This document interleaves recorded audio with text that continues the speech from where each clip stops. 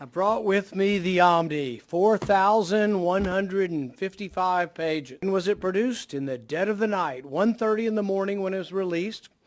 Now, people argue that it's conservatives' fault. You don't have the Christmas spirit.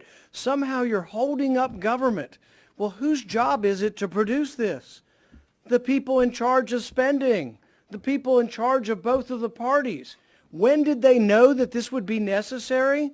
Well, it's in the law. September 3rd. You got 9 months, almost 10 months, to produce a plan, to have a spending plan. They weren't ready on September 30th, so they voted themselves 90 more days. They weren't ready last week either, so they voted themselves another week. And now we have it at 1:30 in the morning this morning. But what's the clamor? The clamor is to vote. Vote now. Let's get it done. Why are you standing in the way of spending? The real question is this. What is more dangerous?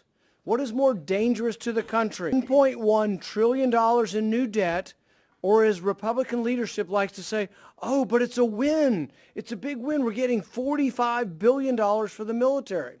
So which is more important? Which threatens the country more? Are we at risk for being invaded by a foreign power if we don't put $45 billion into the military?